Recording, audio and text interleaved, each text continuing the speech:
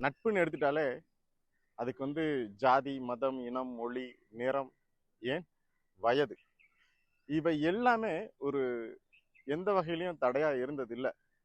சமீப காலமா எனக்கு சில நண்பர்கள் கிடைச்சிருக்காங்க.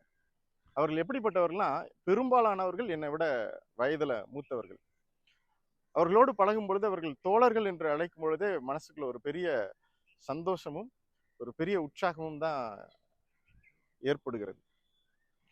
அந்த வகையில ஒருத்தரை குறிப்பிட்டு சொல்லணும் அப்படின்னா, ஈஸ்வரன் சொல்லி ஒரு தோழர். வயதுல நல்ல மூத்தவர், சிறந்த பண்பாளர். நம்ம வாழ்க்கையில நம்மளை நெறிப்படுத்துறதுக்கான ஒரு நல்ல ஒரு சிறந்த மனிதர். அவரோடு அப்பப்ப அலைபேசியில பேசிட்டு இருக்கப்பயோ, இல்ல நேர்ல பேசும் பொழுதோ, அவரை பற்றி மற்றவர்களோடு உரையாடி கொண்டிருக்கும் பொழுதோ, மனதுக்குள்ள அப்படி ஒரு மகிழ்ச்சி உருவாக்கும்.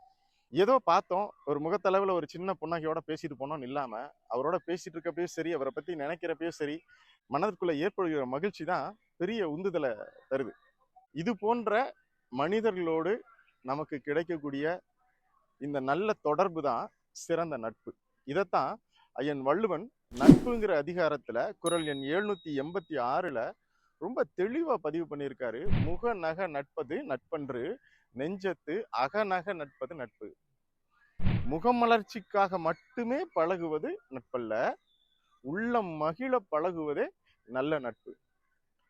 நீங்களும் யோசிச்சு பாருங்க, உங்களுடைய வாழ்க்கையிலும் இந்த மாதிரியான நல்ல நண்பர்கள் இருக்கிறார்களா, அல்லது மற்றவர்களுக்கு நீங்கள் இதை போன்ற ஒரு நல்ல நண்பர்களாக இருக்கிறீர்களா?